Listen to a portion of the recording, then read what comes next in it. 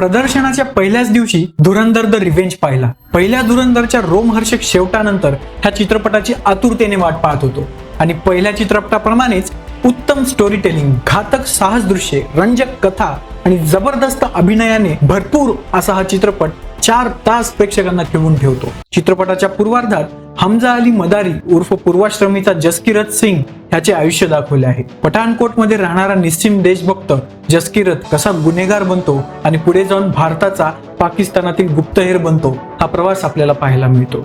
उत्तरार्धात रहमान डकेतच्या मृत्यूनंतर लॅरीवर राज्य कोण करतो, हमजा त्याचे मकसद पूर्ण करतो का, बडे साहब कोण आहे इत्यादी प्रश्नाची उत्तरे आपल्याला पाहायला मिळतात. त्यासाठी तुम्हाला हा चित्रपटच पाहावा लागेल. दर्जेदार अशी पटकथा, थरकाप उडवणारी मारधाड आणि साहस दृश्यांना साजेसे असे पार्श्वसंगीत यांची जोड मस्त जमली आहे. चित्रपट तुम्हाला कुठेच बोर करत नाही. पहिल्या धुरंधरमध्ये रहमान डकेतच्या भूमिकेत अक्षय खन्नाने पूर्ण भाव खाऊन गेला होता. ह्यावेळी रणवीर सिंग बाजी मारतो. चेहऱ्यावरील हावभाव, राग, द्वेष, प्रेम, आकस सर्व भावना हुबेहूब टिपण्यात रणवीर यशस्वी ठरतो. इतर बॉलिवूड कलाकारांपेक्षा रणवीर सिंग का वरचढ आहे हे चित्रपट आपल्याला दाखवून देतो. राकेश बेदी जेव्हा जेव्हा पडद्यावर येतात तेव्हा खरंच मजा येते. आदित्य धरचे दिग्दर्शन अभूतपूर्व व दर्जेदार झाले आहे. ऍक्शन सीन्स अतिशय रक्तरंजित आणि काटा आणणारे झाले आहेत. तांत्रिकदृष्ट्या चित्रपट एकदम उत्कृष्ट बनला आहे. ह्या झाल्या जमेच्या बाजू.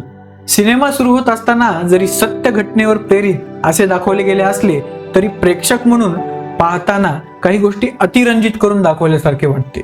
शिवाय काही गोष्टींची टाइमलाईन देखील जुळत नाही. त्यामुळे प्रेक्षकांनी हा सिनेमा केवळ सिनेमा म्हणून बघावा की सत्य घटना म्हणून हे समजत नाही.